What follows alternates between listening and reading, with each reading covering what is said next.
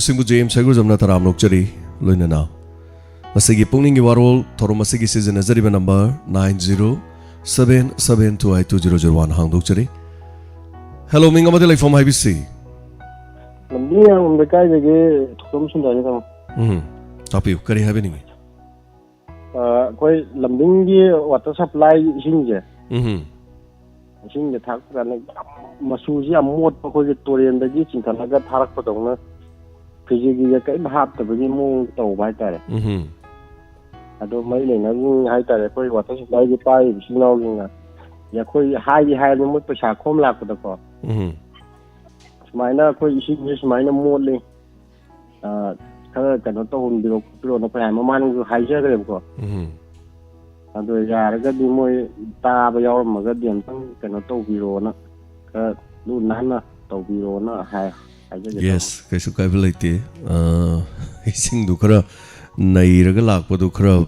make crossing the Tabu, Hibani Kasukability. Kanamta the Mangahun, but Chability, Patanala, the Fati Haitavanico. Aduna Marile, never sing the Kartarutana, Tobi Yabra, Karahena, Karikari Kudungsa, the Blevzano, Madu Yingsin Biu, Hypowafam the Haitare. So there's Sina Lubira, Topa, Kari, Thank you so much. Torom Saruga Berakasagama, Aduga Matangi, Kolaramada, Kudungsava Pizari. Sarugabiu, Diamond Radio, Kipuni Warol, Toromda, Vondo Piu. Mayamna Hosika Quiggy Mang the Tari Basi, quite the Gimaru Basi, Laina Sin. Quite the Yamna, no more the me like the Basi, Narang no oire, and Narang Mitaru Lakide, Narang positive Oikibami Masing, Chamaga, Humponi. Hello, Mingamadile from IBC. Hello? Radio ki mamang dagi khar satok piro adong gi khonjel du iko chale tafam khangdre duna tapisi Well, some lagai dagi dream drone tapiu kari happening habiu ko ge wangingi turian zaida ko hengi stingsi amna langdara kitna mara moir ga ini jabada ka do amna no ai to masin meta tawbi no ai ge tawu hoi Masi mamang da su tau kre adu maruina uzau hen lebri si wangjing karawai gi jaga dano tarai se Bukta ga hanai bi rosa wangjing karawai dano tabiri se tari si jiksham laikai hai tare adu da tabane adu masi gi mathak lom da leiba kangbun oi tare mo hagi thadari se lom da leiba kangbuna si kamai to bajano khangde masana so khra gyan ta da bai dunin moi gi jo moi gi mathak ta mo hagi su thadara de mo nungai roi dori ne ba Untuk pani adu masi hana so koi masi hai kre aduga lewa gi president so wafam ji pokalak pusu lei kre aduga masi koi na so social media da so yamna masi chai thokram ne dubu inspector tai ai da bo do wari da bo haptana hai tare ko yam tokjaram ne hajari ba du hagi sai ji yam seng na harga di diaper hai tare anaba mi aduga maruina angang hai tare sigumana season na bani aduna angang chen ba maruina mama aduga angang chen ba sing na hai tare masi maruina season na rakanda madulang thokpagi thabak se hai tare imung manung do ko mom tawrga ning thijana thambi bi hai jariba so kari kari happening bale video za swapam sina loi birabra masina loi sinjerage tagachari masi tobiganu turenda hagis thada bagi thabak se tobiganu hai ba wafam sini thambiragli ba wafam se aduga Ngarangi na kibami masing da nupi humbudra nipan nupi humbudra mathoi nupa na humbudraga nipani ngarangis jenims ta mapan rims ta taramanga case akhoi gi test to buda thena kibse ataina atopala nai ma phong kya da test to buda phong kiban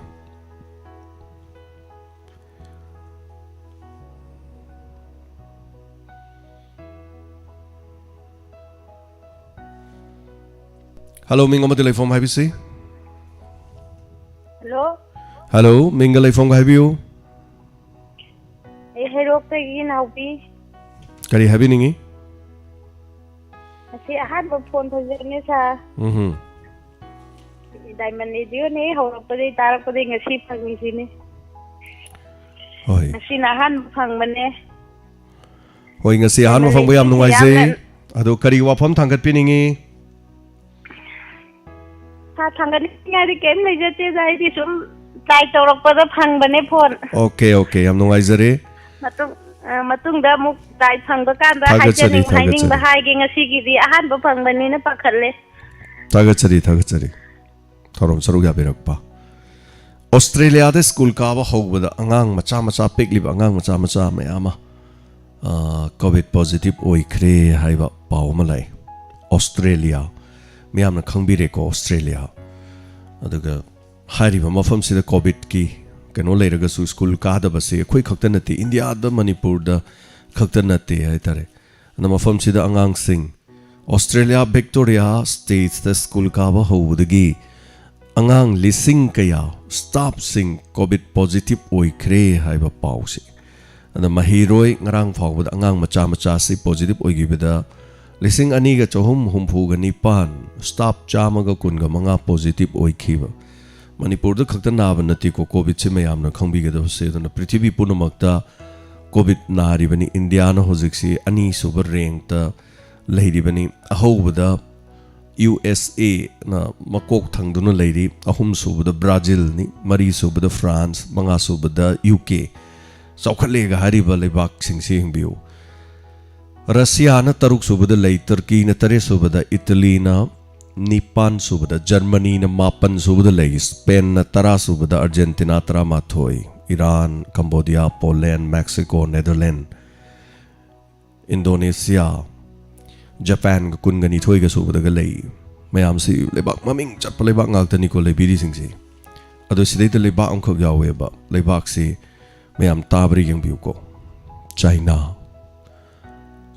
da amung laktri leina si China dei horaga mayam si ngok piu ko ado ngarang su aina khoi chaba thakpai matang do ja guru sing khar haibirak pado Jinjak kamba duga jinjak makhan chaba da mi sing si moi ma khoi gi wakhal ga haibado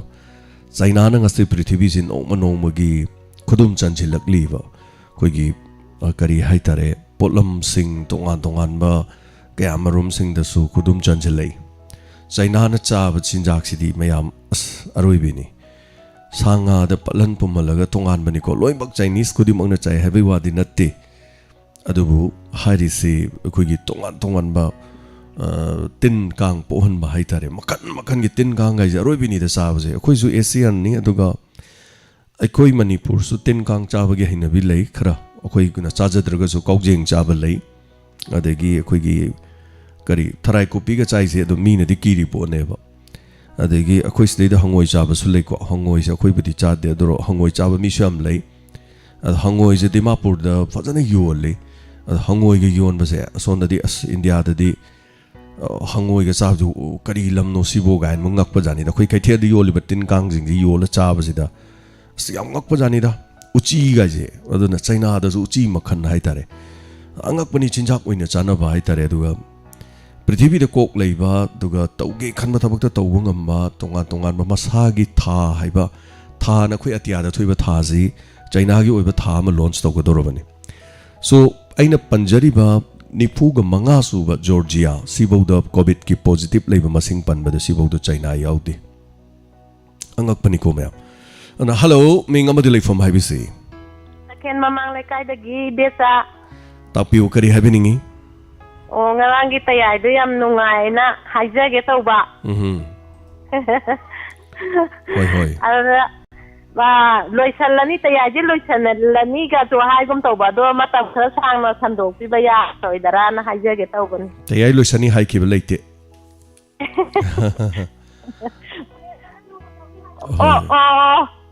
no male pagan no matau ni haba hoi ada kari ko matam da na pa khalura ba hoi lepoi ado wari gumba farak tarak pa yam nuai dum matam sangna dum sandok pi go ajage tauban thagachari amnoi je ado sina tabate te hojik sibu takhel da bot ki irang kamai to birige akoi de sum nungdang da ta haudra ju no nga laga phon doi na tare watin cheta singju yon jari paramo ju hotel pham inang na re dai ne dum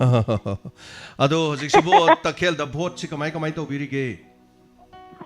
bot akoi sai di bot ti dang je kya kan na yaw dare yam pai mayam nuksi sana na dum leimina ba khana chaina ba yaw do ba ko ꯑꯩꯈꯣꯏ ꯁ꯭ꯋꯥꯏꯗꯩ ꯈꯠꯅ ꯆꯩꯅꯕ ꯑꯗꯨꯃꯥꯏꯅ ꯏꯔꯥꯡꯐꯧꯗꯤ ꯀꯌꯥ ꯀꯟꯗ꯭ꯔꯦ ꯍꯣꯏ ꯇꯌꯥꯏꯁꯦ ꯃꯇꯝ ꯁꯥꯡꯅ ꯁꯟꯗꯣꯛꯄꯤꯈꯣ ꯑꯗꯨ ꯍꯥꯏꯖꯒꯦ ꯇꯧꯕ ꯊꯥꯒꯠꯆꯔꯤ ꯁꯣꯏꯗꯅ ꯑꯗꯨꯝ ꯍꯣꯠꯅꯖꯔꯛꯀꯦ ꯑꯩ ꯐꯣꯟꯁꯤꯗ ꯆꯠꯄ ꯁꯨꯛꯐꯪ ꯐꯪꯗꯕ ꯑꯗꯣ ꯉꯁꯤꯗꯤ ꯆꯠꯂꯦ ꯌꯥꯝ ꯅꯨꯡꯉꯥꯏꯖꯩ ꯌꯥꯝ ꯅꯨꯡꯉꯥꯏꯖꯩ ꯌꯥꯝ ꯅꯨꯡꯉꯥꯏꯔꯦ thank you so much ꯇꯧꯔꯝ ꯁꯔꯨꯛ ꯌꯥꯕꯤꯔꯛꯄꯁꯤꯒꯤꯗꯃꯛ ꯍꯥꯏꯅꯤꯡꯉꯥꯏ ꯂꯩꯇꯅ ꯊꯥꯒꯠꯆꯔꯤ ꯃꯊꯪꯒꯤ ꯀꯣꯂꯔꯗ ꯈꯨꯗꯣꯡꯆꯥꯕ ꯄꯤꯖꯔꯤ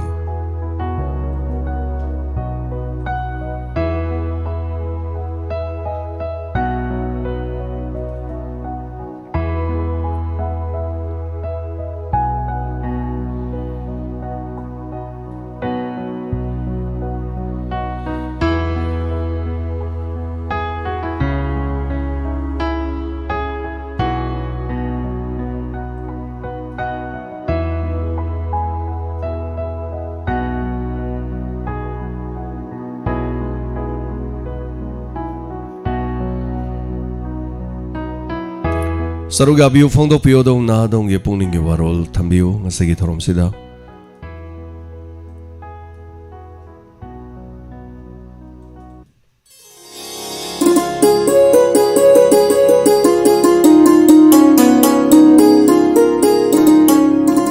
Hello minga bade leifam haibisi Sira Hello minga leifam haibisi Wo dongang dagini la raw maning dagini aigi mini zakawi Tapiu kari habiningi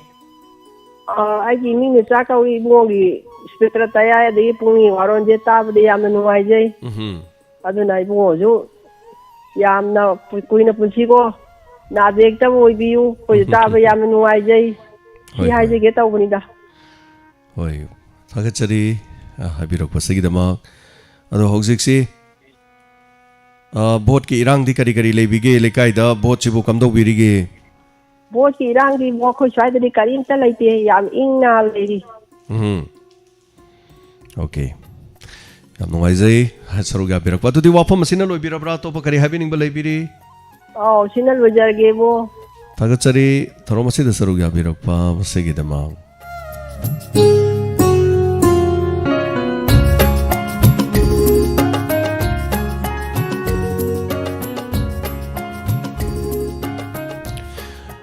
Mapangi pauda ikang kahena thokpadagi Somalia da miyoi million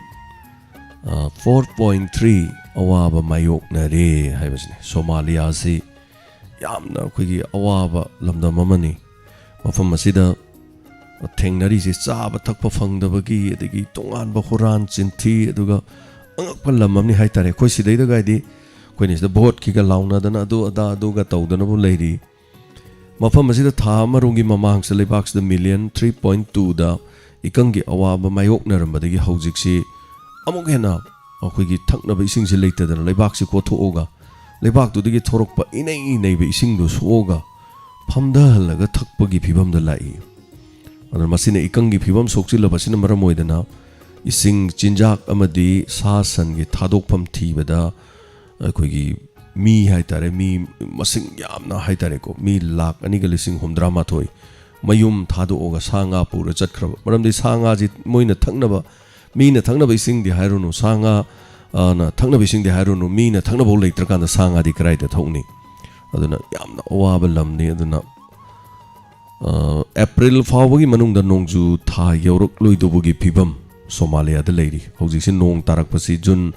April May June haitare Swaigi matam sing ngai le redi lamdam si pungkang kang ba ising leitaba lam amoi doi aduna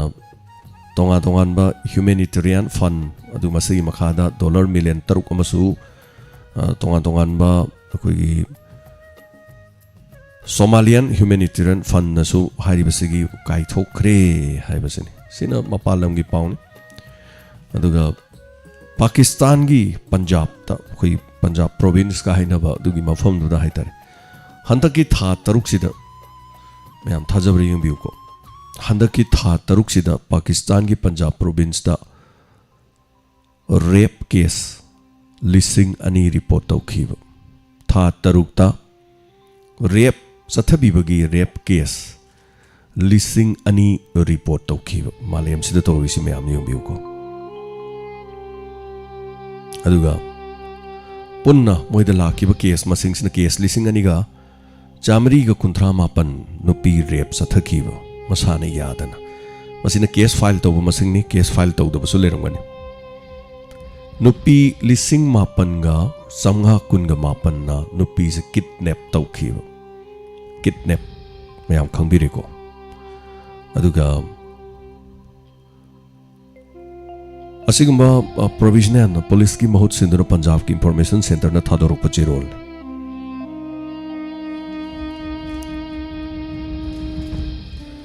मपान दा थोकपा तोंगा तोंगा पाउसिंग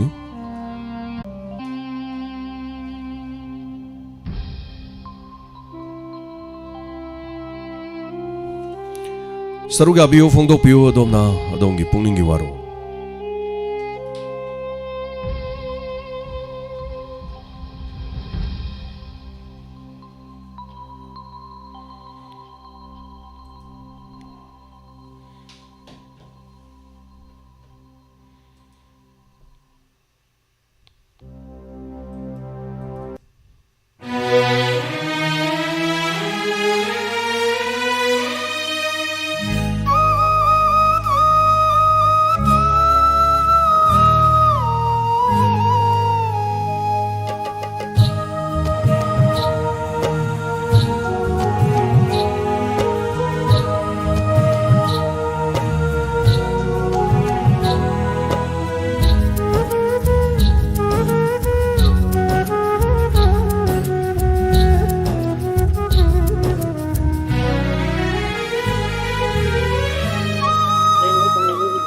hello मिंगा में telephone में से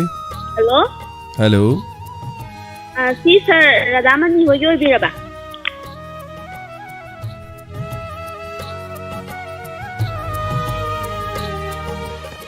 hello मिंगा में telephone में से hello मिंगा telephone का है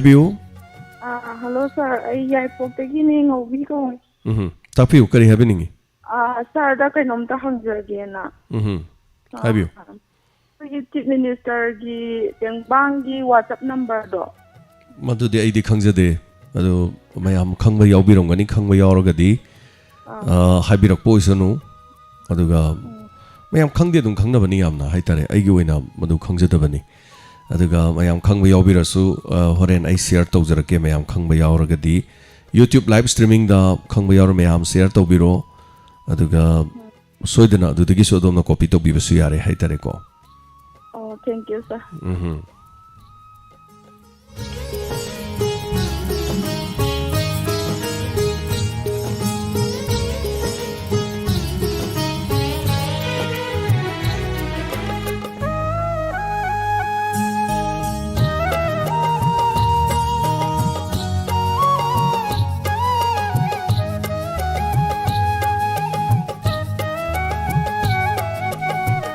hello मिंगा में टेलीफोन में से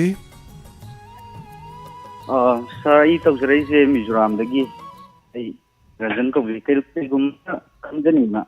मिजोराम दगी यस हाबियो कोई की हजे बोर्ड से थादी यम थाजजनी बा अदुदा करी हानि लाखुसी फरक ताबगुम ओय बदुना कोई ऑनलाइन दगी इंटरनेट की खुथांग दगी बोर्ड से थादब याबगी खुदों चाबगुम लैतब जा राशिता खंजनबा अदुगुमदि लैते होय दु हाइदि अखोगी कनोगुमबदी वोटर चनबगीदी याब लैबको खंजबदा अदा सुम वोट थादब यारगदी थादजनबा अदि खुदों चाब लैब जाला मदुदी लैते हाइतारेने को वाफम सिना लोइबिरब्रो मिजोराम दा करी तौर लेबिबिनो इचनाव करी थबक तौबिरिगे फी तुबनी सर होय होय कोई टेलरगी थबक तौर लेजबनी ओके होय महut सिलगा थादबसु याब नतबनी ना हाइतारे यस करी करी प्रोग्राम ताबी बगे खोगी थोरम सिदा मिजोराम दगी डायमंड की प्रोग्राम से करम करम ताबी हो जा ताबदी सर कुजरे दुबो छरु याबदी ngasi na han bani हाइतारे कनोगी कोई पुंगी वारोल से सिना याम बोइना थवाई याम ताजै हाइतारे ओके याम नोमाइजै मसिदी तोक्सिनब नते रियल हाइतारे असेंगबा reality ni hai tare ko so yam nongai jai saruga bi badu kari kari Mizoram sibu hojik kamai tobiri mafam dugi leina tina kaithel aduga mi thokpa chatpa khotpa kari kari kamai tobiri ge mamang hapta phawdi khara parame do sa handa hapta dagi di ko dukan ji ngachi amalon ba hayeng amalon ba mana tawri ato mi masing di yam hai tare sa Mizoram je anabati masing je yes hana so anabasi yam khangaudan hengat kibagi matang amaso hana so dum lei hai tare ado hojik se karbar tawba fi tuba korpa tailoring tawba dudi mafam du da tobi se family oina lebi bro chinaw komai tobi bano family oina lejabane ado thokti am thokin ba bot che ata kari hani manipur gi rik bot meeting ama da pulli ba mi masing mayam tawri ba mayam sida thokpa ki raba hoi kari ino hai bada isi mamang da ani tu lakchara me thoam me ba khigi corona horakpa atu gi da amukka adu da lockdown tawgidna tha tare ni pam sang ba ya da tawki ba okay adu gi amuk mamang da su yauksan gi ne na mana hek tawi gi ba hantak si amukka tawragadi ana yes yamna maduda thengna kiba wabadu hai tare ado oza hojik se ada hojik leibiri bamong se aikhoi songi Manipur gi karamba district te no yum asengba leifam se ai Imphal East ki kano ne Sagol Mang dagi yes okay ado mafam du hojik ti business ti kamai tore business si fail oiba haibadu oirabra dum khara di yari bra kamai to birige dum khara dum yari adu mafam du da Mizoram da Manipur da koi tailoring singum basi tawdadana adai da tawri se ja madugum da ne hena khudong chaba leibra kari facility lei wajana leibiri se kanone koi mi gi moi sigi lam gi mi gi dukan di yausabane ba okay adu tawbuje moi sidana akoi di tena court oin tuba the court sidi moi gi oina kanoina chatpani na ai kadra any for mama the one court se sinna banina yes court put it chi amna let pagi chang je leibanina order je dum bhajana marang kai leiba hai tare hoi yes akoi Manipur dan kharo wali court let pase yam nungai jai tek to kaidana nadi yaktana leibiu aduga thorom se tabi na takpirakpa adu Manipur gi su I pause dum lobiraga hai tare hojimak chathok chasin gi budi yamna to dokpa yam athingba leitri aduga khoi mafam sidadi nongma thong lon ba khotpa kai do sil leitri hojimaki de dum yes numidang pung mari de gidi adum curfew macha khara lei hai tare anuna ayuk tagi adum numidang waram bodi fajan hangi khoi sidadi ko thank you so much isin out thorom saru ya birakpa segidamak aduga Diamond Radio ge thorom pung phan birakpa segidamak haninga letana thaga chari mathangi kolar amada khudong chawa pijari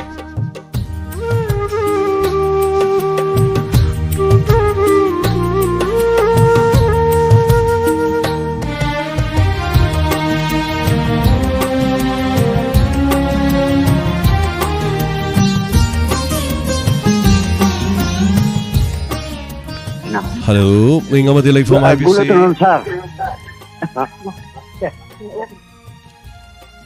minga lay from IBC hello ha ai na from dagi ne aba to ne hoi habi kari habi ningi ado solar ha bi phare ga to ai je na kano ki tang ko da la ka da ne do ai hayeng la hasila mala ke adu tang da bane adu ti dum hydra su lak pe yai da dum ko adum lak pe ning ba kan da lak pe yu su kai ba leite ko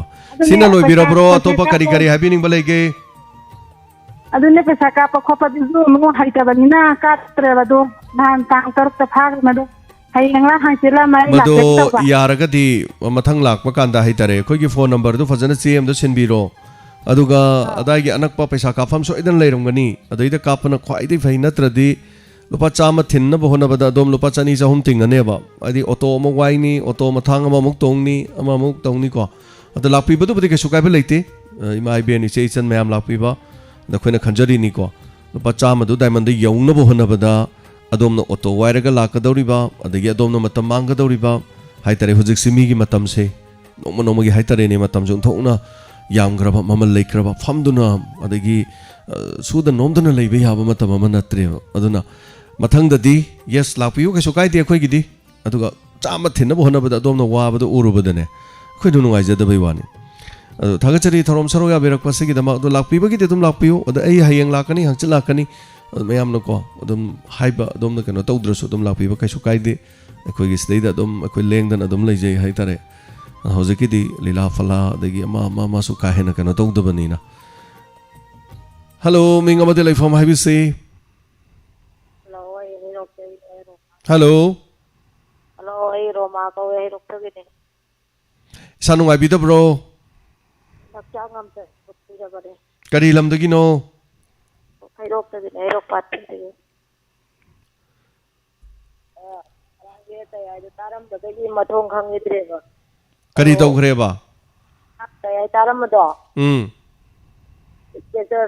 ꯇꯌꯥꯏ ꯂꯥꯛꯄꯩ ꯃꯇꯥꯡꯗꯨꯗ ꯀꯔꯝꯍꯥꯏꯅ ꯇꯧꯗꯣꯏꯅꯣ ꯀꯔꯤꯒꯤꯅꯣ ꯀꯔꯤ ꯇꯧꯔꯒꯦ ꯇꯨꯝꯊꯈ꯭ꯔꯦ ꯍꯥꯏꯔꯤꯔꯣ ꯇꯨꯝꯊꯈꯤꯗ꯭ꯔꯦ ꯇꯥꯍꯧꯗ꯭ꯔꯦꯕ ꯑꯗꯨ ꯀꯩꯗꯧꯔꯕ ꯍꯋꯥꯏ ꯌꯥꯝ ꯅꯨꯡꯉꯥꯏꯇ꯭ꯔꯦꯕ ꯑꯗꯨ ꯇꯥꯍꯧꯗꯕꯒꯤ ꯑꯗꯣ ꯑꯗꯨꯝ ꯏꯆꯥꯁꯤꯡ ꯑꯇꯩ ꯑꯇꯩ ꯑꯉꯥꯡ ꯂꯩꯔꯤꯕ ꯐꯣꯟ ꯃꯈꯣꯏꯅ ꯄꯥꯏꯅꯕ ꯐꯣꯟ ꯑꯆꯧꯕ ꯁ꯭ꯃꯥꯔꯠ ꯐꯣꯟ ꯄꯥꯏꯅꯕ ꯂꯩꯇ꯭ꯔꯣ ꯑꯗꯣ ꯉꯔꯥꯡꯒꯤ ꯇꯥꯍꯧꯗ꯭ꯔꯁꯨ ꯑꯃꯨꯛ ꯍꯟꯖꯜꯂꯛꯀꯅꯤ ꯄꯨꯡ 7ꯒꯤꯗꯀꯣ ꯑꯗ ꯁꯣꯏꯗꯅ ꯑꯗꯨꯃꯛ ꯇꯥꯕꯤꯌꯨ ꯊꯧꯔꯝꯁꯤꯗ ꯑꯇꯩ ꯀꯔꯤ ꯀꯔꯤ ꯍꯥꯏꯕꯤꯅꯤꯡꯕ ꯂꯩꯔꯤꯒꯦ ꯑꯇꯩꯗꯤ ꯊꯣꯏꯗꯣꯛꯄ ꯂꯩꯇꯦ ꯑꯗꯨꯒ ꯂꯥꯏꯟꯁꯨ ꯇꯠꯈ꯭ꯔꯦ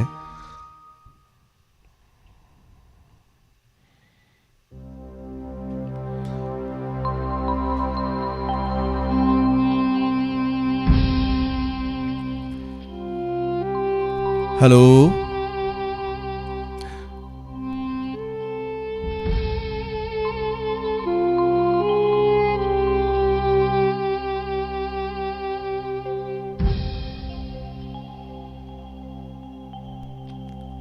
Hello, ming amadi lay from IBC. Hello. Network se kitang nungai ba mande?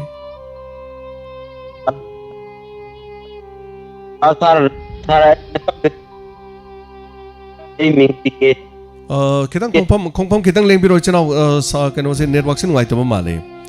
Tabi bra. Hello. Hello. Tajay. Adong isi kano tawdri. Habiro kari habining ba habiyo. Donor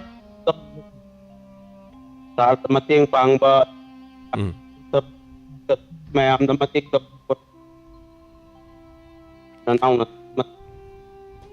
adong idu karim ta taje dre chinaw waro bibe yadre among hana adomna thorom sida saru yabirak pa yagani aduga tana dabana haitare ni ko khudong chadri ado among hana soidena tobiro donor gi group ki karigumba haibi ba male hello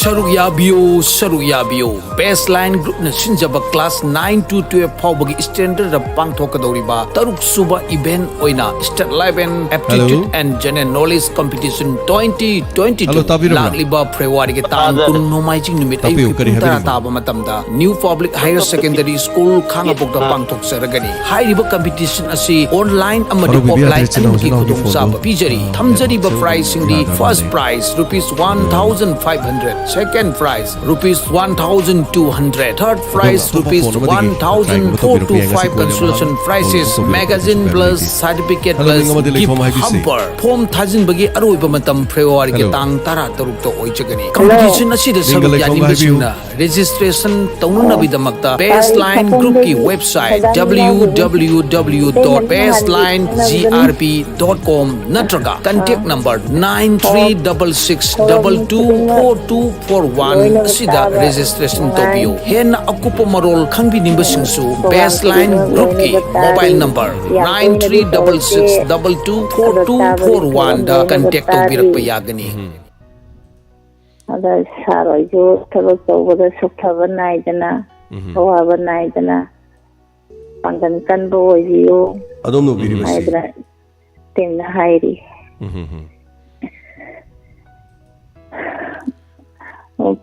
ꯐꯔꯦ ꯁꯥꯔ ꯊꯝꯖꯔꯒꯦ ꯊꯥꯒꯠꯆꯔꯤ ꯏꯇꯦꯃ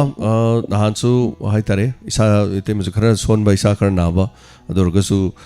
ꯅꯍꯥꯟꯁꯨ ꯍꯥꯏꯇꯥꯔꯦ ꯗꯥꯏꯃꯟꯒꯤ ꯁꯤꯗ ꯂꯨꯄꯥ 500ꯁꯨ ꯄꯥꯡꯕꯤꯔꯝꯃꯤ ꯏꯇꯦꯃ thank you ꯁꯣ ꯃꯆ ꯑꯅ ꯊꯥꯒꯠꯆꯔꯤ ꯅꯥꯕ ꯐꯕꯤꯌꯨ ꯁꯨꯝ ꯏꯁꯥ ꯅꯨꯡꯉꯥꯏꯇꯅ ꯂꯩꯕꯁꯤ ꯅꯨꯡꯉꯥꯏꯇꯦ ꯍꯥꯏꯇꯥꯔꯦ ꯍꯜꯂꯣ ꯃꯤꯡ ꯑꯃꯗꯤ ꯂꯩꯐꯝ ꯍꯥꯏꯕꯤꯁꯤ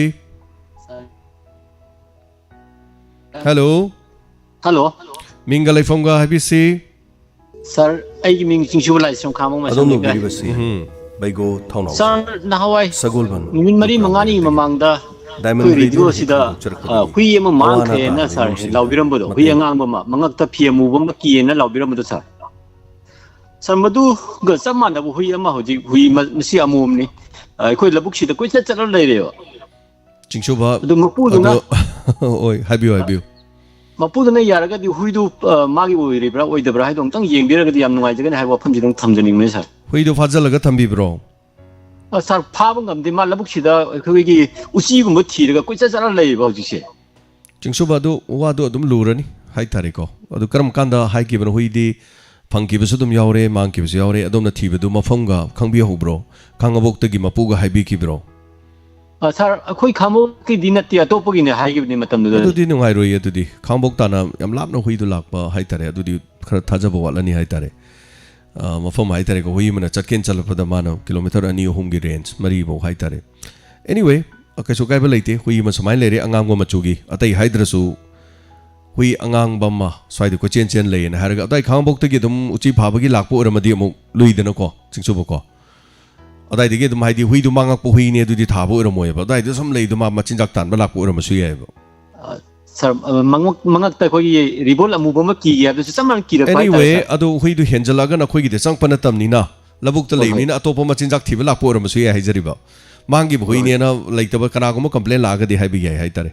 so atopa kari hai bi ning ba lei ge chingsu ba sin loi ra bro sir aduga hojik si akhoi gi arong turen sita hana dam am khang makha lei sir dam si akhoi na ngan pu sujaba matam da ising ji hek masi thingalaga sujaba ne adubu dam si mamang gi ising ghar lakhiba matam da akhoi gi shutter ji phagai ga lei gi ne shutter ji hojik phoba mari lei na department su yung chen bidre aduna akhoi ising ji khoi kamai stock tawdage haibasi khanmada khoi lomi sing ji kok to khul hamna re sir aduna yaragadi mari lei na department sing ma tabi ba leragadi amuktang dam si yung chen biraga ising ji stock tawba yana bangtung simbiu haibasi thamjara sir luisin jage sir thagachari chingchuba mari lei na ba singsin jari pungning mathangi kolar amada khudong chaba pijage duga hello good afternoon sir taram nokchari habiu sir ai na pali degi sir ne sir sir habiu kari happening sir yamna nuai ta bani koi gi diamond koi donor group ki member ama sir bego legi bong ta su nuai ta ba kondok seri sir mahal ki thawaina mapu gi manak ta ing singna lehen biu haidna cholo du su thoni jeri sir aduga sir hojik corona si TSK result di nong gi 100% di 100 en haidu sa ko andubu anap di dalam dog di male sa parloida adu sa ko gi test to system je ai na hajen di ai ju ji positive ko iraga ko mai solution da lei sa ko ada ai na hajen badi date 5 ka ai yes to re ai isada ai example to jarni sa ko da date 5 ta positive oire aduga makhoi gi report date 7 gi evening da thabi re adu ai budi isana ai voluntary oi jo abin ai di hek khang digi ai tungana separate tor lei je mi di hu je sar test to ba hai bi kwai digi mi na kwai tan na ba thab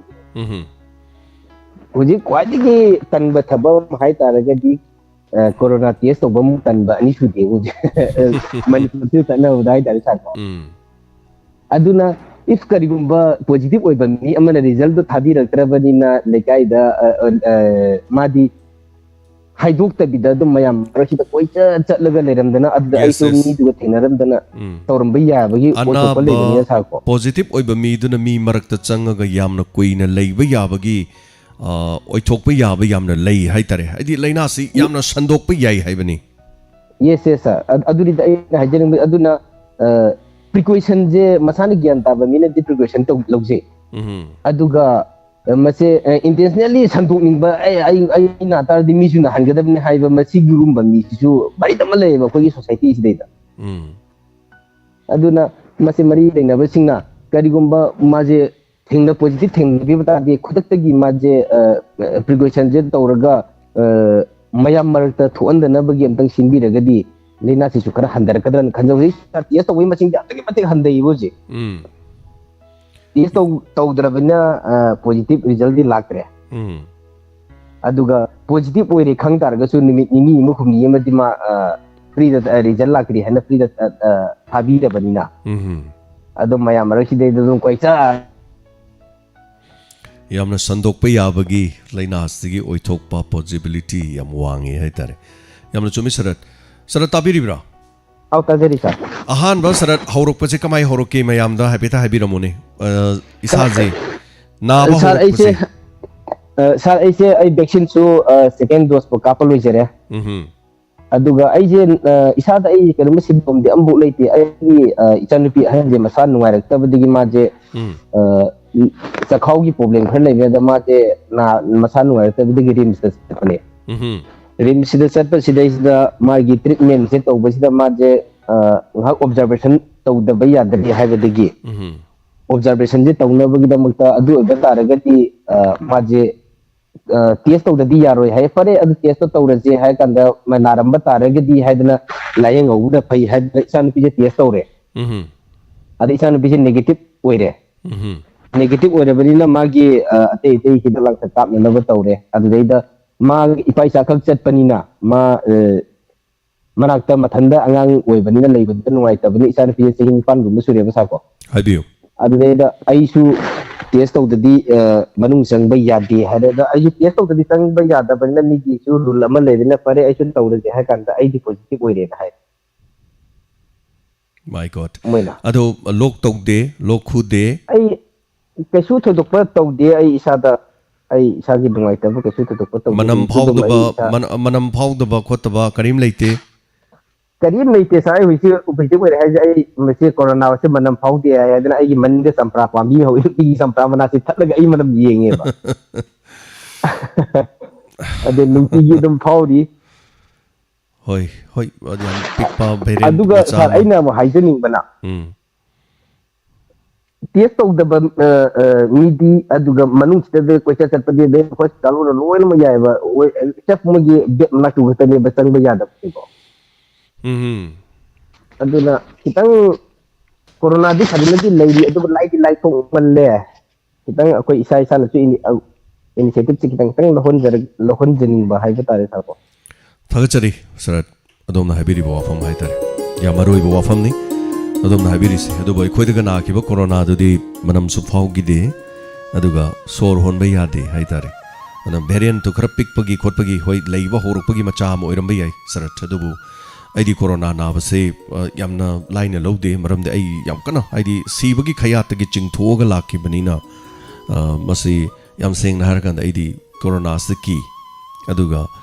vaccine kapado aduna adomda aduk thina problem leittabane na aidi lojai adumna first dose amadi second dose kapaduna adomda yamna changbangam dabane na lowi mahik tu di leiraba adubu vaccine kap kibduna maram oirakanda saratta mahik tu na attack tawdabane na lowi aisu vaccine kapakanda ingonda na kibanina aina matam tu second dose kaptringai ni first dose ti kapaba aduna aingondagi maram oirakanda kanamata ta sandokte maram di vaccine kap kiba mi se sina narakpa matamda mangonda gi mingonda sandokpa ngamdeba aduna amuk hena masigi kanabani vaccine gi yamna haitare so amoire sarat vaccine kapaduna adom manam phauduba madik lehindaba oiramba yai but adubu adomda di mahik tu yauri banena loba yai adubu sor honba nungairaktraba aduragdi am section bigedabani adubu second dose bo kap khramnina adom da lungs ki problem karike lehindaba yai mase vaccine gi kana banena loba yai sarat agi wakhandadi maybe lalamba su adubu khanbiyu umuktang di vaccine du second dose bo kap banina adom da aduk luna na handaba do Madhu doctor Singh high की वाफम अमा लई second dose बो कापगदी CD सिहल्लोय हाइबदो अदुनो Oramba याई आइसु first dose बो कापकांदा yes first dose काप सिखिबे यावी but अदुबु मरक सिदा high तारे मधु बो ngak thokna बदु मचाक्तुन ओरंबा याई सो थागचरी थरोम सरुग याबिरक पसेगिदबा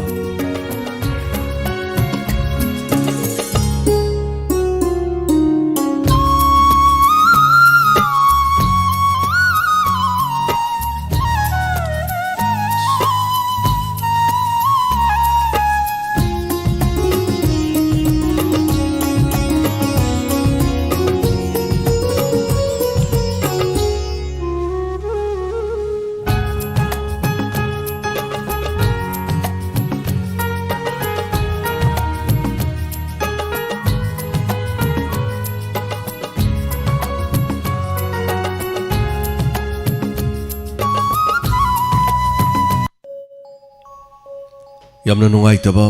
awaba ma haizaragadi diamond radio da Sarugyabiyo baseline group na sinjaba class 9 to 12 phawbagi standard da pangthokadoriba taruk suba event oina state level aptitude and general knowledge competition 2022 lagliba February ge tang kun nomai jing numit ayuki pung tara taba matamda new public higher secondary school khangapok pangthok saragani hairiba competition asi online amadi offline anibaki khudong saba bijari thamjari ba pricing di first prize rupees 1500 second prize rupees 1200 third prize rupees 1004 to 5 consolation prizes magazine plus certificate plus gift hamper form thajin bagi aroiba matam February ke tang tara taruk to oichagani competition asida saruk yanim besingna registration taununa bidamakta baseline group ki website www.baselinegrp.com natraga contact number 9366224241 sida registration tobio hena akupa marol khangbi nimbasingsu baseline group ki mobile number 9366224241 da contact tobirakpa yagani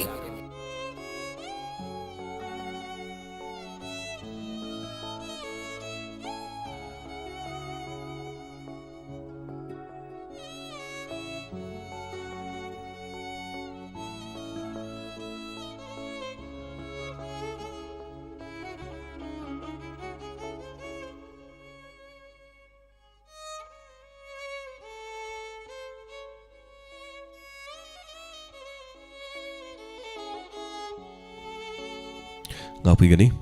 technical oiba error hai tare nomidang thorom to busingna koi thorom sida advertisement ama changchilamagi hai tare so tabada so yabiramani na khalle me apuna mana adaga baigo thona exam donor group te yobiba sagolwan 13 lukram lerak tigini adu ngarang mase koi heart attack hai tare ko adugumba khudong chadabana maram oiraga taibang thadok tunu chatkhre aduga mahakna lebiring ay matamda diamond radio da mamahangil listeners meet tasu lakpirami handak ki donors group ki siguma thorom sitasu sarugya birami stage kadane shei shakpirami adubo sumna mahakna taibang thadok tuna chatkani haibadi kana su khangmangam ti aduna mahakki mathong mangam pangtokpa nangnanaba diamond donors ki maikai degi su mahakki mung manungda chacharaga अखोन ngam सेल की मतंग पांगलुगनी मसीनी मियाम की दमत Matang पांगदुना लेरम्बा donors अमना लेखिदब खंगौदुना लेरक्तब मतमदा अखोन करी हाइतारे मागी अवाबद Serug याजबा मसीनी diamond donors group ता लेबगी कोई मियाम पुनमना मागी मरु मपांग सिंगदुगी मरक्ता हाइतारे सो अखोई अथो मतमदा मखोइगी इमुंग द चटननब होनजगनी डोनर्स ग्रुप ता यावबिनिंगबा मैम पुनमनसु इमुंग द चटप मतमदा कोई सरुक पुन यारग इमुंग मनुंग द चटमिनसी हाइबो वाफम सिसु थमजगे अदुगा स्क्रीन द उहनजरिबसे मसिनी असुमना हंदकी पांगथोकिबा डिसेंबर की तांग 16 ता पांगथोकपु डायमंड रेडियो की सुंबा प्लेटफॉर्म सिदा माइक्रोफोन वाइदना इशे सुमाइना सकपिरमिनी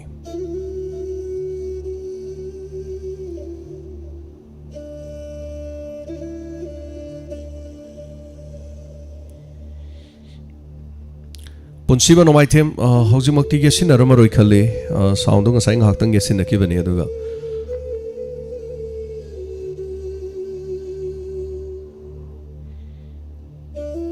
ꯃꯁꯤꯅꯤ ꯌꯥꯝꯅ ꯅꯨꯡꯉꯥꯏꯇꯕ ꯑꯩꯈꯣꯏꯗ ꯊꯣꯛꯈꯤꯕ ꯊꯧꯗꯣꯛ ꯍꯥꯏꯇꯥꯔꯦ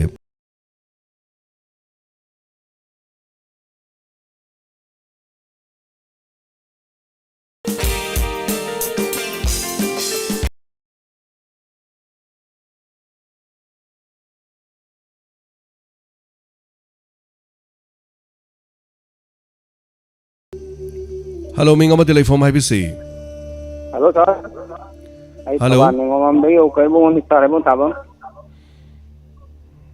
Haibiu. Matam Melaba Gari season of the AMB motor vehicle Amazon police might be any Kusan Naraga. Matam Melaba Alto Gumba Patrava Gari Yatamai Kuwa Miga Unasa because for Mogi, Tabam for the Sativa. Napuna di Maduna, on the Lauraga. Can Sarai Lina, the Jaza, the full of Posimacy. Yaragadi, Arka, Gimaru, Amazing, Parda, Tinga, Mutan can be one and a diamond get home the Hyderisa. Tagajari Torom Saruga Birakpa, Garigi Matang, the Hibirakpa Itare.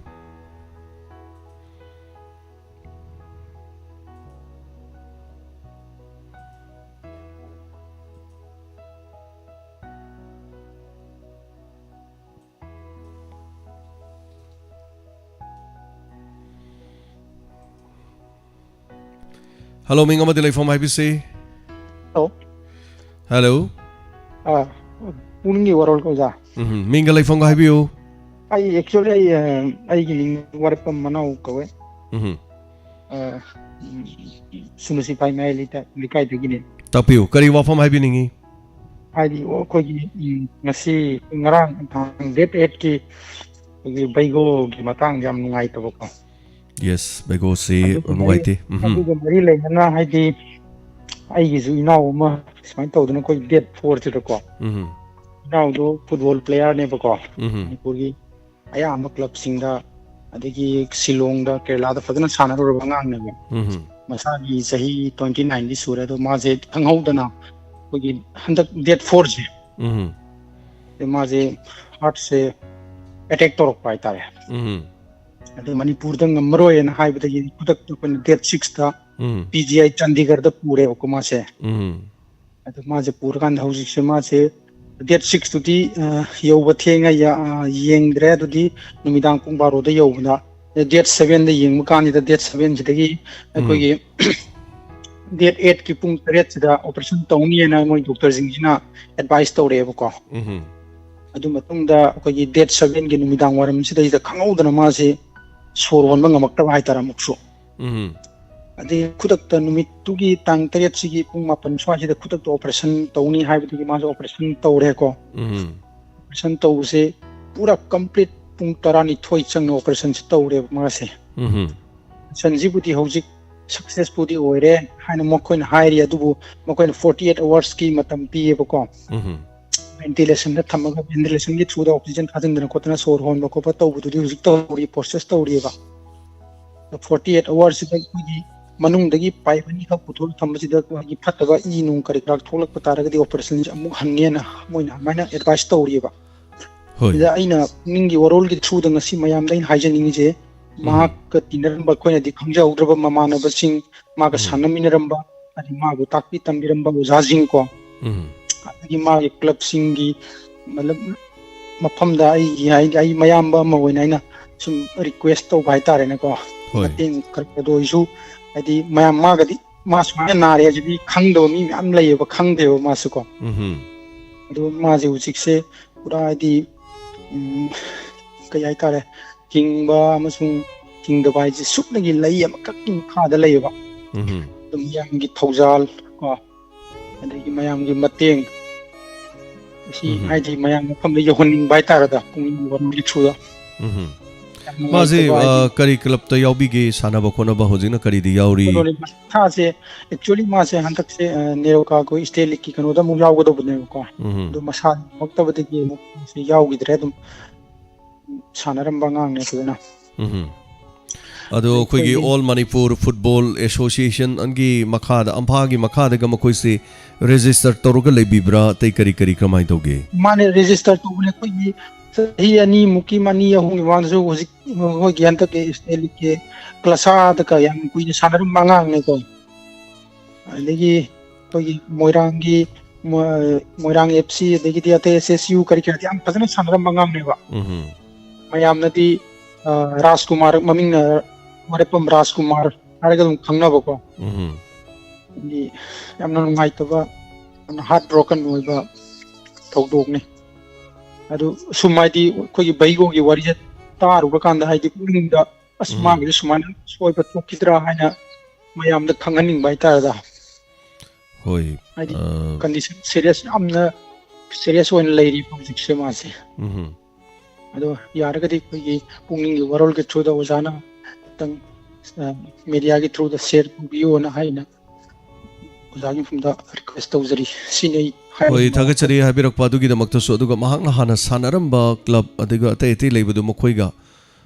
kari hai tare kari gumatam da number ga founder adi mokoi ga su masadi hojik se kari mo gyan tadre kari mo hai hoi magana taba hojik mayamba moina adomna ꯑꯩꯈꯣꯏꯒꯤ ꯂꯩꯕꯤꯔꯤꯕ ꯃꯅꯤꯄꯨꯔꯒꯤ ꯇꯣꯉꯥꯟ ꯇꯣꯉꯥꯟ ꯃꯥꯅ ꯌꯥꯎꯔꯝꯕ team ꯍꯥꯏꯇꯥꯔꯦ ꯑꯗꯨ ꯑꯣꯏꯔꯒꯁꯨ ꯑꯝꯐꯥ ꯑꯣꯏꯔꯁꯨ ꯑꯃ ꯑꯣꯏꯔꯁꯨ ꯃꯗꯨ ꯈꯤꯇꯪ ꯐꯥꯎꯅꯔꯒꯗꯤ ꯃꯥꯒꯤ ꯁꯤꯕ ꯑꯃꯁꯨꯡ ꯆꯪꯕꯒꯤ ꯇꯟꯖꯥꯗ ꯂꯩꯕꯅꯤꯅ ꯃꯅꯤꯄꯨꯔꯗ ꯐꯨꯠꯕꯣꯜ ꯁꯥꯟꯅꯔꯤꯕ ꯇꯤꯝ ꯃꯌꯥꯝ ꯄꯨꯝꯅꯃꯛ ꯃꯌꯥꯝ ꯂꯩꯔꯤꯁꯤꯡꯁꯤꯅ ꯈꯖꯤꯛꯇꯪ ꯑꯣꯏꯔꯁꯨ ꯍꯥꯏꯇꯥꯔꯦ ꯐꯦꯁꯕꯨꯛꯀꯤ ꯈꯨꯠꯊꯥꯡꯗ ꯑꯣꯏꯔꯁꯨ ꯑꯃꯒꯤ ꯈꯨꯠꯊꯥꯡꯗ ꯑꯣꯏꯔꯁꯨ ꯈꯖꯤꯛꯇꯪ ꯃꯥꯒꯤ ꯃꯇꯦꯡ ꯇꯧꯅꯅꯕ ꯀꯔꯤꯒꯨꯝꯕ ꯑꯝꯇꯪ ꯁꯤꯟꯕꯤꯔꯗꯤ ꯍꯥꯏꯇꯥꯔꯦ ꯈꯪꯉꯝꯗꯕꯁꯨ ꯌꯥꯏ ꯃꯌꯥꯝ ꯄꯨꯝꯅꯃꯛꯁꯦ ꯑꯗꯨꯒ ꯇꯥꯕꯤꯕꯗꯤ ꯑꯣꯏꯁꯅꯨ ꯈꯪꯉꯝꯗꯕ ꯑꯣꯏꯔꯝꯕꯁꯨ ꯌꯥꯏ ꯑꯗꯨꯅ ꯑꯣꯖꯥꯅ ꯉꯁꯤ YouTube के थ्रू दा या मतलब Facebook के थ्रू दा कितन मीडिया के थ्रू दा कितन अनाउंस तौथोक पियो नहीं मधु कैसु काइदे अदुगा अदोंगी इनाउ नुपा अदुदा सानारंबा अदु सानाबा हायरगा अदोमनसु अदोंगी Facebook तमतंग थागत पियो अदुगा अखोइगी पेज दसु शेयर तौब याइ अखोइना को अहानबददि अदोम नमतंग थागत पिरो मागी डिटेल्स अदे करके लेबदु ओ मसागी मिंगना वरेपम राजकुमार मितै को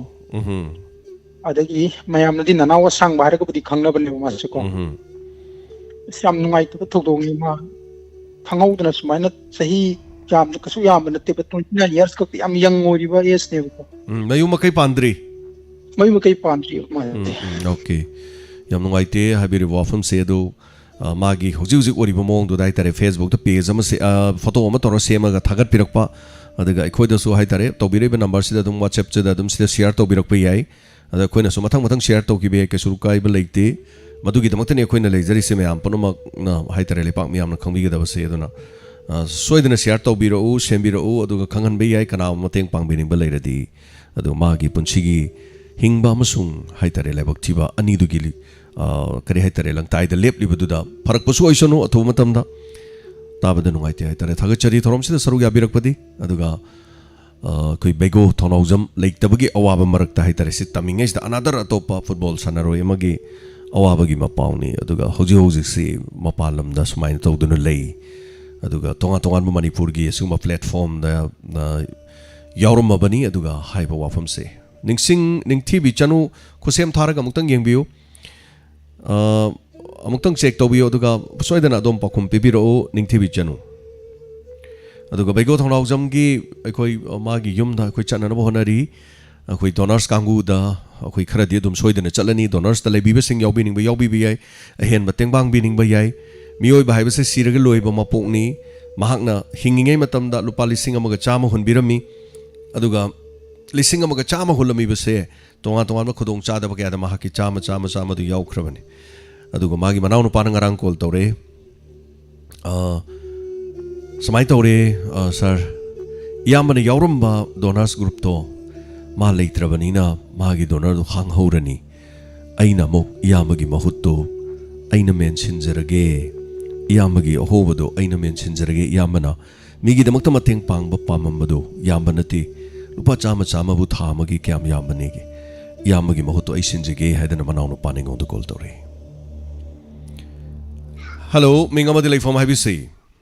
Hello, isi sundam sangai degi ni. Habiu kari habini. Mina ahamada thongajam baigo diamond guruki achawa thaulang lorumi ba ipa adu leitabada thongoi songda nuai ke ai je ngasai spectator tai ta bada pau ta bade nuai jate adu nuai taba khongthok chari sena loina na adagi sena yanna ne haninga wa ama lay ngarang specto tayagi da pagi kanale ba ka leba manipuri thabak phangdaba mayam mayangi pagi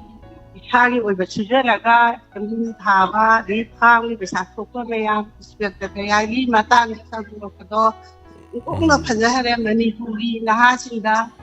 kana gada bacheni kogi matagi chana rakado nungsi aduga loina ngarang ISPB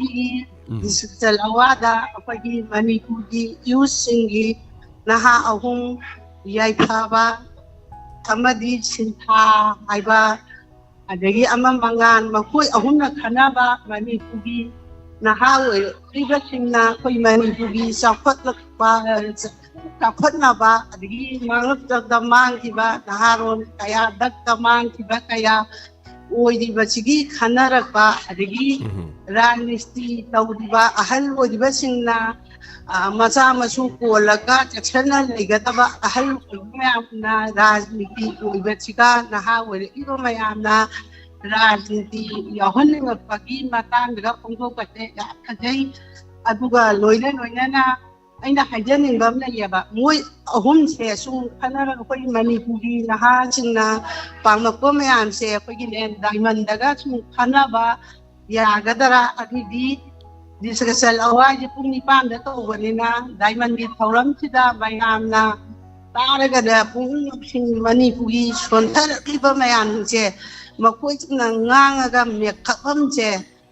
ana targa diamond daga su khanara da ya ahan kaning da kiena to punguk ngado se adu de honi sandokro ba thorom amani akoina adu da hojikti kari doroni ko amuk santoro par ba khoi se amuk santo busu adu tabining ba mayam na share to bi ai che khoi mayam share to bi ai adaga inkhalak liba na ha ke ana hai tare adu gi tabak thorom du mai unchin na bagi yes ngarang khoi te ai gi saruk ta ha pa do su bano ma gi hai tare matang matam na lakpi ai che adu ga khoi di tv channel amana tamni na khoi ne yam ka he na adu ma to ba ya ba ya da ba khoi gi su khara lei adu ga discussion na ta ba khoi gi di thorom da pukning gi warol hai tare sigma thorom da unaba khoi gi di discussion na to ba ya de adu ga radio ni na hai tare yes khoi gi channel ma coming up yam thun lak na ba diamond plus lak na ba dum honari matam na soidine khoi di shorna pb oceanu diamond plus ti tv gi channel gumba adu mani aduna tongan ba thabak thorom kya personalities kya adu ge event kya hai tare hari basi thabak oina tawna badum honari che matam ga minasi adu radio gi di khoi puning gi warol da lakpi ba khoi khangan jage mayam da takjage tamjage hai ba gumba di adu mag gi hai tare thagachari che thorom sarug ya birak pas gi da ma adu ga khangaudana laikhidaba baigogi punchi hai tare radio taramba mi ase sumaina tawdana mamang da su radio tabiramba atomba koba sangai yumpham dagi khoi gi muslim hai tare chini nauma mahak laikhidaba su khoi yum da chalaga mateng pangui maram di kai gino hai kan ma diamond da lakpirami diamond da chak chaba yawi diamond gi program da thawai yawna yawi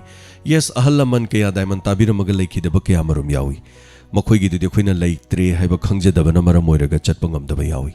aikoina muk chachari sina diamond gi thodang puramba diamond da lupam to so thodang pu da yaw biramba owana aduga diamond da lakpi ba adi khoiga karino khoiga khangna jaba mayam ga su khangna ba not only james ka khangna ba nataba baigo di aiga magadi ka hena bu wari sana hugde yes aduga mak mafam sidaga atay ai lady staff sing aduga mayam lady ba sing aduga sid caller yauri ba listener yauri ba donor mayam se gadi tap tagai hai tare mas imung manung dongna leiramme so sumaina torok baduni aduna khoina mayum da chachana bo hona jari chachagani aduga mangon angam mateng magi mathong mangam pangthok pada hai tare magi koina sel gi mateng pangani hello minga madi life from ibc ima sumati mani matung hai bi ma kare habini masidinga maro hayenga ai palchena ani dugi hapage isana tangwa happy koko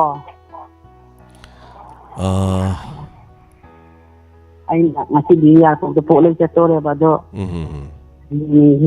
oro ita da hapage ba lai gida badugo hinna dugo isana tangwa happy ko ba ko hin singa ma hapage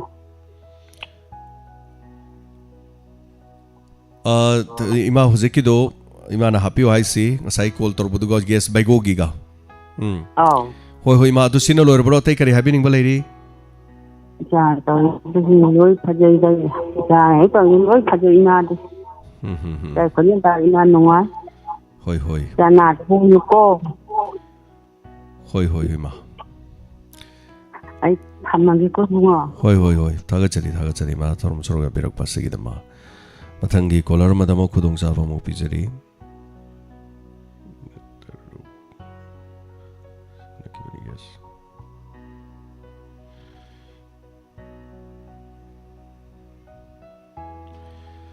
Hello, Minga ma telephone hai bisi. Hello.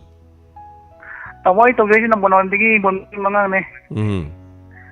Dabo andak se bon me ada koi na police station na locally ba thogda me ma digi lekai ta ni saban family na hida ang ta pagi me am to bo ko pase aski matik nomai je kote kana senable problem thok na ba police na bo police akan ba thogda lokho tire ba adagi koi tamo james na su diamond gyana ono bo program me am sadokni hai so nanoi bon manga na mai pa po oisto nei so thoni jari ko sabu kuring mongolo jo jo no ai se kana haje ke to tamo 다가짜리.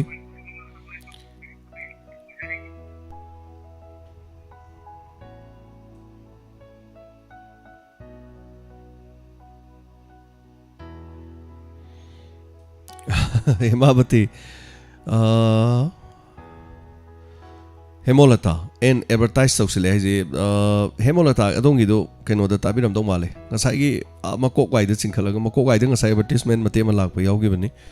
कोई staff सिंग advertisement थाबदा सोंदा चोंगजल थमम bye तरे अदो आइना मक सोंदा थागत पकांदा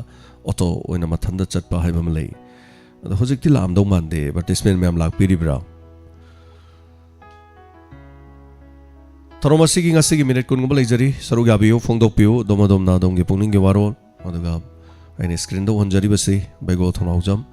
diamond radio की donors था अमद लुपा चामा थांगत पे याउबा अदुगा diamond की मफम सिदसु ममांगी तांकक तसु दुम लाकपीबा मयाम पुन्ना फोटो कामिनदना अदगी खुशीदा चादना थक्तना हाइतारेको अदगी थबक थोरम सिनगा लाकपीबनी अदुगा सगोलबन तेरा लुक्राम लेरक्तगी हाइजबतारेन हेलो मिंग अमद लेफम हाइबिसी hello Hello, Diamond Natro, Diamond Radio. Ming leifam habiyo phone to birok pa Diamond Radio ne habiyo. Sangai from there to Mogo. Habiyo.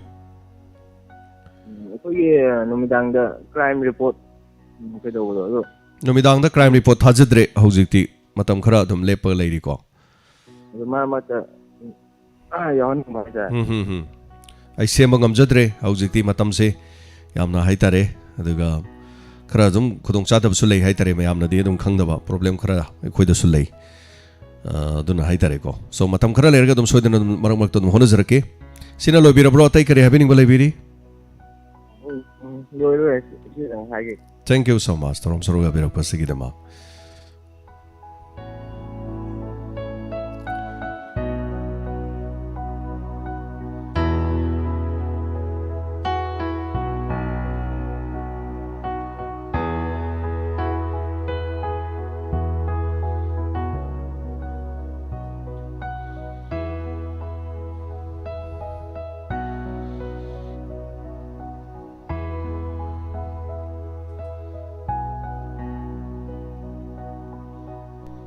Hello, Minga ma telephone hai bisi.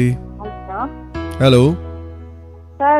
Diamond Radio ta da atheng ba ta ba na yam thauba. Minga telephone gi hana na hai bisi. Kari lam dagi to birak pano. Na mai dong pati ne. Yam thauwe ba sa ta ba yam na. Hoi adong gi mung manung da mai blab angau ba than ba da blab ya da ba yaw ra su to ba yaw ba ne. Ado atopa. Muthalle.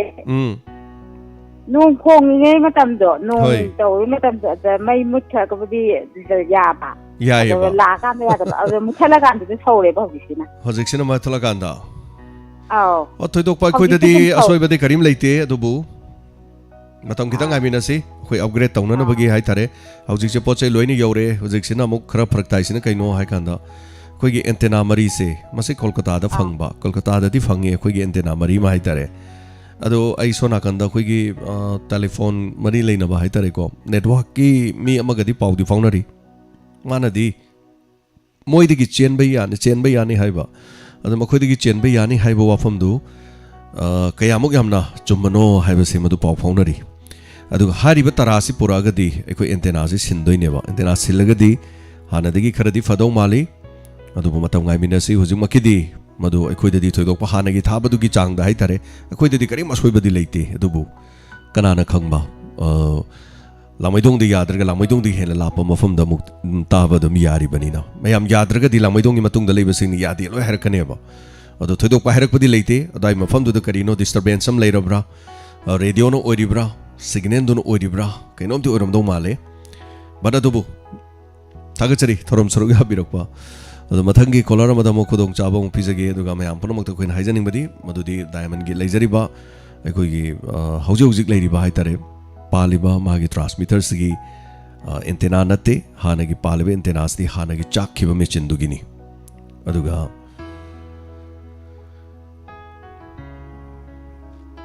अनौबा अखोइगी तरासी कोलकातादगी अखोइना metre चामगी तरा हाइतारे खरा लुममनी पोरकपदसु खरा लुमदौबा अदुना मदु online दा चेनबसु यादबा हाइतारे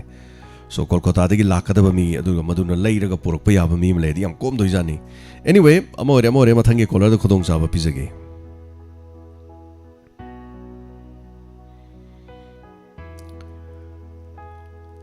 लेवालमदिंगी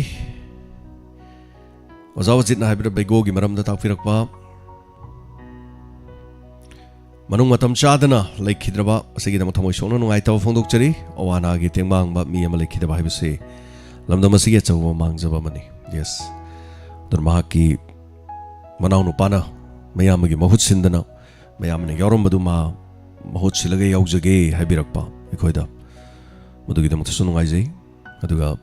इमुंग मनुंगी हाइतारे थबक theorem मागी मथौ मंगम पांगथोकपदा नंगनबा एखोइना मतेंग खरा पांगुननबा खोनजरी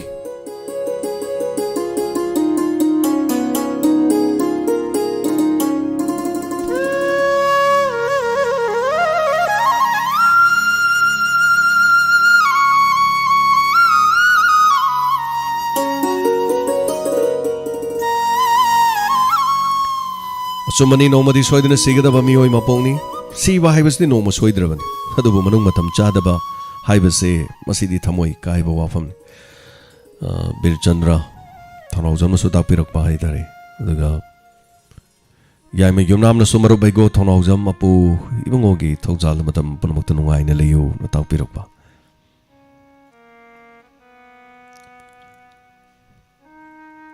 Sangeeta खुंदों मनमसु live चाट यावबिरमबाय खोइगदी करेहनी खोइ दगिदी मथक ओइगद्रा इबुंग बेगो yes 40 plus नि 40 plus ओइबनी अदुगा थमोय Sono नुंगाइते हाइना तापिरकपा नेनी Chan लापदि लानिंगी अदुबु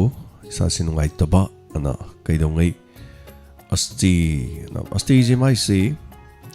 ngarang dagi paraga numit taruni dum tarani ado asti gi mangoinana koi chatpa nadi khanabani ado anyway asti gi matung bo oraga su magi sorat gi mangoinana di khoi choidana chalani aduga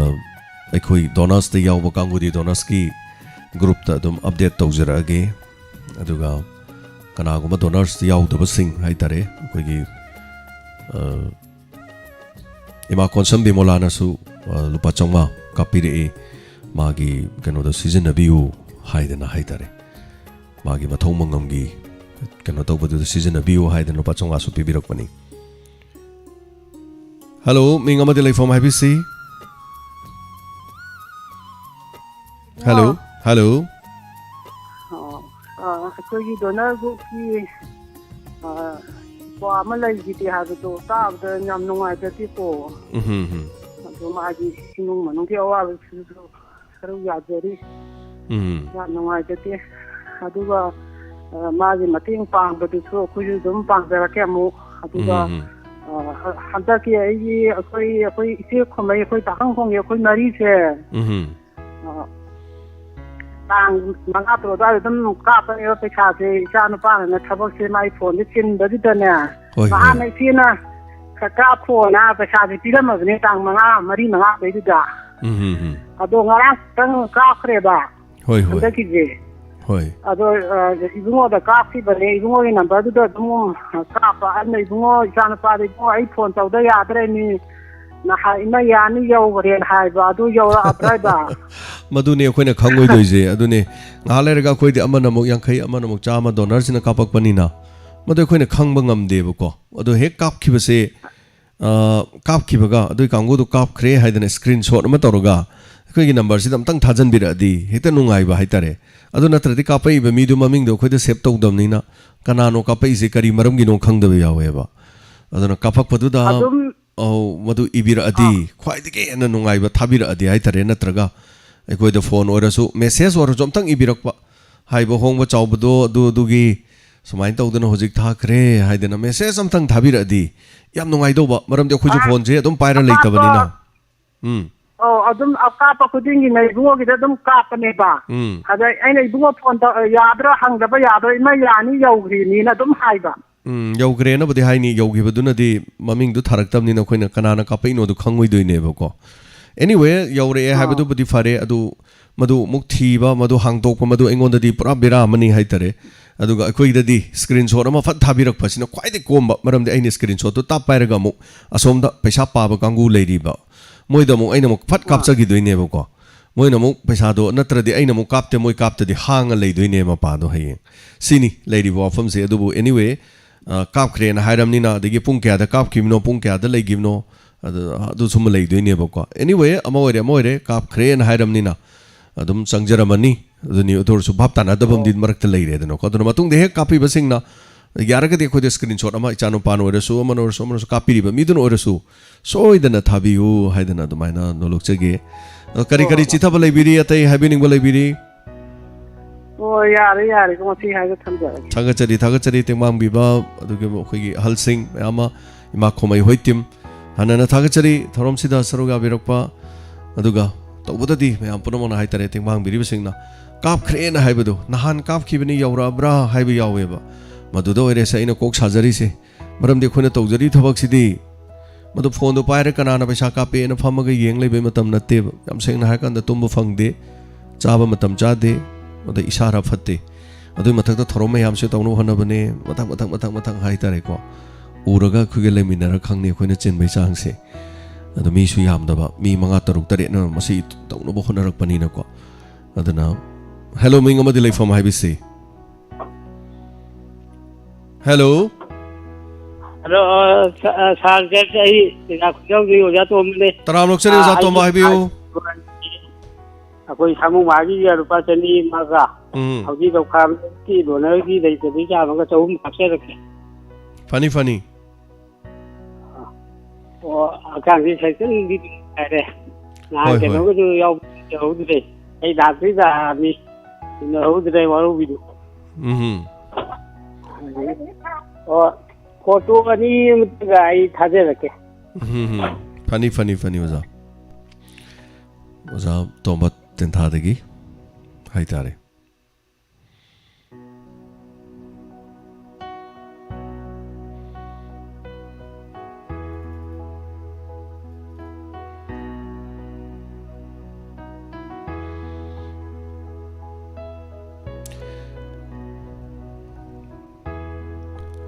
hello mingo ma delay from ibc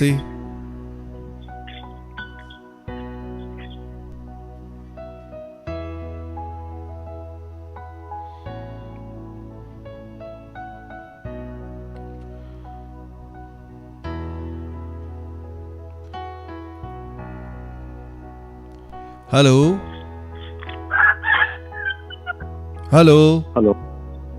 mingo lay from ibc hello ai yarpok Vishnunath ki oina Rodas Singh kari happening was habiu ai se ai khoi gi diamond radio ki da hanba on togjarakpa Visakhapatnam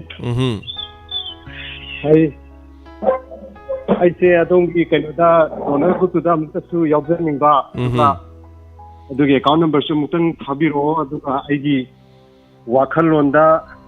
ai gi puming gi haitare ko ꯑꯩꯈꯣꯏꯒꯤ ꯗꯥꯏꯃꯟꯒꯤ ꯌꯥꯎꯕꯤꯔꯤꯕ ꯍꯥꯟꯅꯃꯛꯇꯗ ꯏꯃꯥ ꯏꯕꯦꯜ ꯏꯄꯥ ꯏꯄꯜ ꯃꯔꯨꯞ ꯃꯄꯥꯡ ꯑꯗꯩ ꯑꯩꯈꯣꯏ ꯁꯣꯝꯒꯤ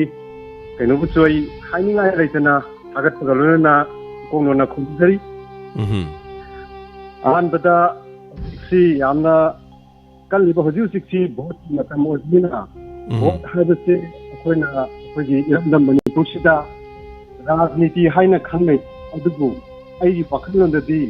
मसी राजनीति हाइगदबु नते राजनीति हाइगदबुनि राजनीति हाइमोंग हुजुजी मखोइना सिदा मथाइना ममांगेदा पालंबा अखोइगी दिनथौरोन सिंगी चनबी सिंग अदुनी हुजुजी अखोइगी MLA मंत्री मंडल सिंह असिना तौरिबा अदु हाइदी MLA के मनाक नाग लैरिबा योसिंग असिसु हाइदी अकनबा अदौसबा सेनापतिगुंबा मी ngaktane na khali aduga huyun thorol paring gi matam dugi tani bido karam torambage akoi pardaning tamba ngambra natraga namagi mantri mandon sinsu na nuai na tawning to bida tawagi hindra haibadu yamna kanna sangna haidarage aduna mayamda aina haidening bidi koi gi rajaniti asida ai gi sai sagi daita masak khangna paisada natraga mi gi dhap sab karigumba tawroga tobidana ai करीगिदमक तो नोआई खोइना हुजिकी vote की मम candidate की मरम मैदुदा नोआन बतिगी निमिता ओबा खोइन लेगिदोरिबा मदुदा कालेते अदुनाई साइ साइ युमदा लेरे हागा आइना थादनिंबा अपाम्बा निशकदुदा अदुम थादबियोना हाइदनिंगी अदुगाई सोमबुसु यामना थागतपा हाइगदरा थागतबा हाइगदरा ममांगदा अखोगी अहलमन सिंगनबुदी थागतपिगरे अदुबु आइगी साइतगिसु थागतपा हाइगदरा थादबा हाइगदरा हाइजगे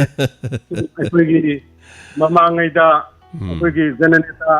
इदाबोना तौगिरंबा मागी निंथौगी सुनम शासन अदु मुथदनबगी इहौदा संसलकबदगी मागी मफंसी कथोकीबा अदुना मरम मोइदुना महाको अखोइना जननेता हाइना निंथिंगरी असुना अखोगी नोंदा हाइगदरा अखोगी इताव हाइगदरा पुथो हाइगदरा पाथौसु अइना फोनजगे अखोगी लमजिंगबा अखोइ मयाम पुनमकी नेतानि हाइना आई पुनिना खंजै यामना सांगना हाइजर रइगे आई केनोगी डायमंड की साइता आईगी सु अंगम खितंग पांगजगे पांगबगे अयाबदुमा पिनबियु अदुगा केनोगी आई हुजिक सी लोरगा दुम सी गिदक मचा म थाजरके मदेदा अकाउंट नतगा गूगल पे की खनदो हातंग हाबिरनबा हाइजर मसे हायगा दुपाई थगचरी हम नुमाइजे हाबिरक पासगिदमा सोइदना नंबर लोबियो गी नंबर 9077282001 हरिबा नंबर सिदा कनागमा डोनर यावबिनिंग बसिंग नंबर सिदगी टेक्स्ट अदोमना डिटेल्स थाबिरो डिटेल्स थाबिरागा अखोगी मसिगी हाइतारे सेंबा तुंबा पुनमक पाननबा अदुगा मयामगी लिस्ट सेमनबा खोइमी मापन लेजै मापनदुगी मनुंगदगी अमना कॉल तौरकांदा करम ग्रुप ते यावगदगी हाइबना चिंबा डिटेल्स मिंगदंग पांचिलगा लेबा ग्रुप अदुगा यामना नुंगाइना इसै नुंगाइसागा लेबा ग्रुप खरा अमना मेसेज का हेना लाक्तबा खरा लागा लेबा ग्रुप अमना मेसेज इराक लाक्तना लेबा ग्रुप पुनमक्सिंग असना मेसेज सुंगाव गावदरसु लिस्ट अदुमक लेबिये मिंगदंग पांचलगा लेबिबिये अदुगा मसि पुनमक्सि खंबिनिंग लबदे खोगी नंबर दा call तोबिदुना खंबियु थगचरी हनाना theorem सिदे सरुगा Biba मयाम Punma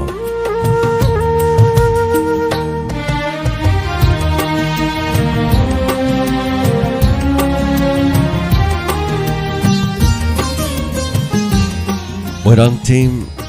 Tomba Lupachani Diamond Tenta Kongbang Diamond the Bibiramba Moirang team Mema Tenta Mayai Laikai Lupachani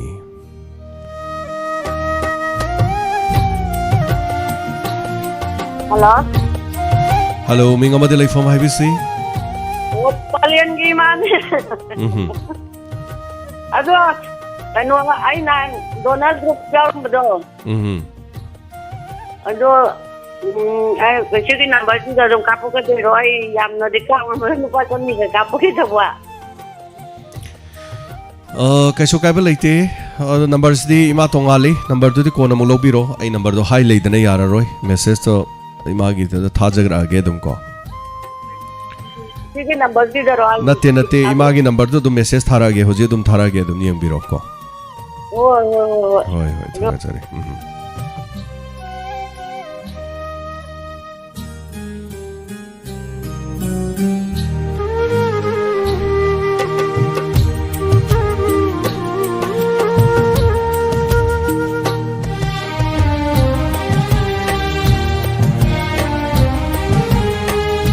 Hello, Minga Madi like from IBC. Hello. Moiling dagi sarabano sa. Habiyo sarabano kare happening. Group ki paisa do sa dai su tha jare te message an pasi number ke thadi hai. Thagat chari. Gangmai arang chat kri badanu ngai ho de mo ka gangmai yaw ri da diwari du ma pung pha do man di. Tabiyo soidena makha damak wari ni tangkak hai tare mathang kana gom yam inspector te ai loirani kholani yam haibi yawi inspector te ai loido bo leite adum tabiyo aduga wari ni amuk chatkhiba mu lakpa hai tare ko sarabano tabiyo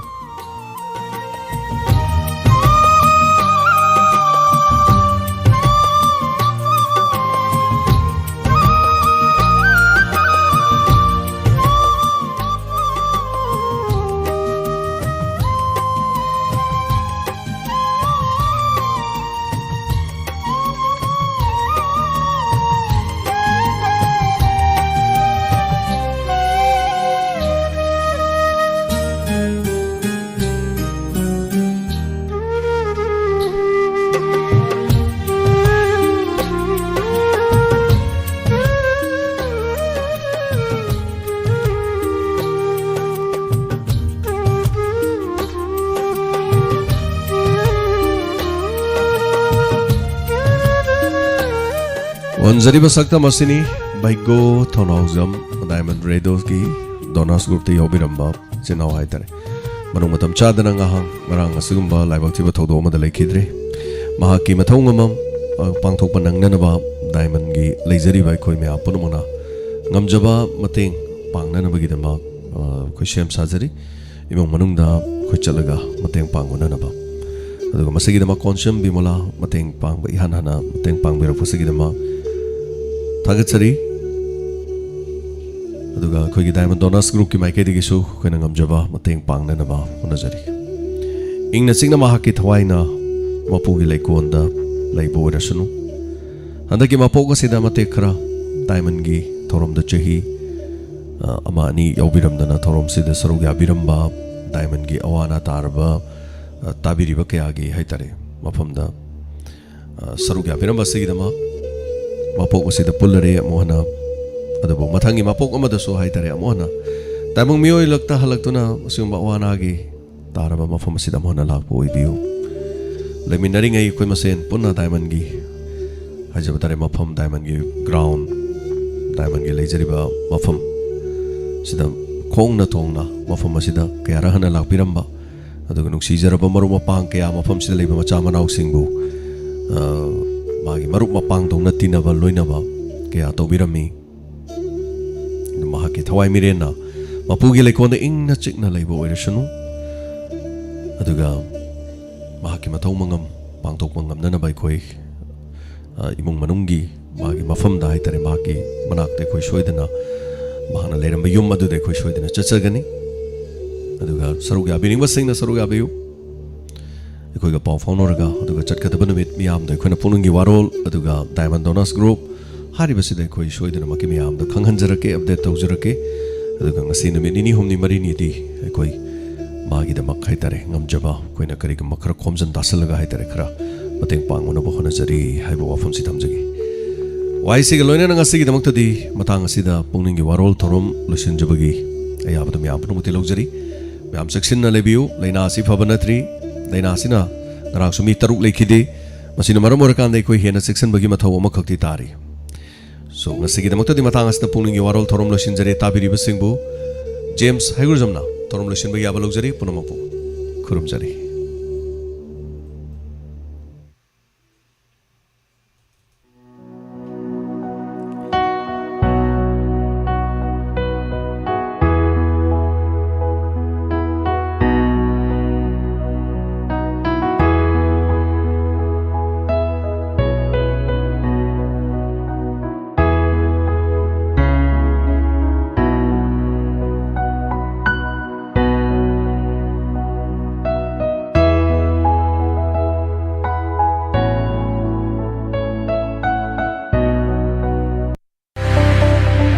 Ahangba Pankara Kaujari Dynamic Academy of New Generation Eco Educational and Updated School from class nursery to class 10 affiliated to BOSE Sangayumpham Pulaipokpi Thawal District Manipur Ningthizana train Tauraba Amadi experience Lairaba Oza Singh academic career gi Haitoi Singh Toiba Ningthizaraba career Singh Lairaba Amadi co-curricular activities Amadi excellent communication Lairaba Oza Singh Kaujari Ahanbada English ki Oza Ani Mathangda MIR Post Masing Ani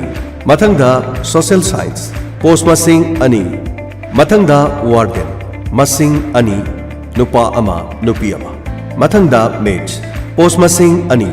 Mathangda Science Post Masing Ani Mathangda Panjariba Singh Asigi qualification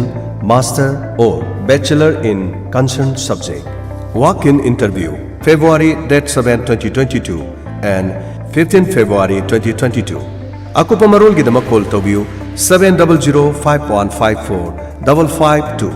Loinana 8974-832505 Dynamic Academy of New Generation Sangayumpham Pulaipokpi Thawal District Manipur Business Loan Fangbigani Business Tawbiri Bechini Now Singh